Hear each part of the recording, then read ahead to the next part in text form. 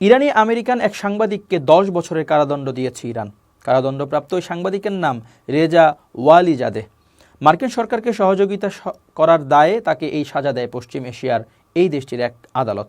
এক প্রতিবেদনে তথ্য জানিয়েছে সংবাদ মাধ্যম আল জাজিরা। প্রতিবেদনে বলা হয়েছে, ইরানের একটি আদালত ইরানি আমেরিকান সাংবাদিক রেজা ওয়ালিজাদেহকে শত্রু মার্কিন সরকারের সাথে সহযোগিতা করার জন্য দোষী সাব্যস্ত করার পরে 10 বছরের কারাদণ্ড দিয়েছে বলে তার আইনজীবী জানিয়েছেন।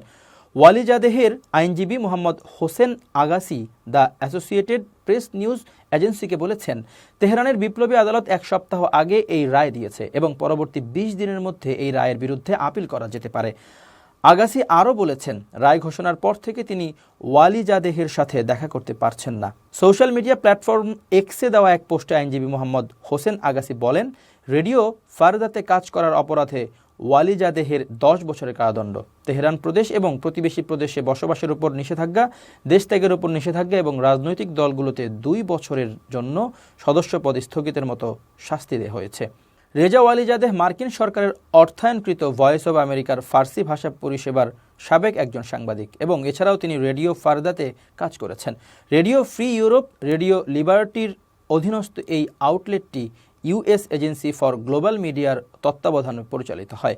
গত আগস্টে ওয়ালিজাদেহ দৃশ্যত 2টি বার্তা পোস্ট করেন, যা থেকে বোঝা যায় যে তিনি ইরানে ফিরে এসেছেন। যদিও রেডিও ফারদাকে ইরানের সরকার শত্রু মাধ্যম হিসেবে দেখে থাকে।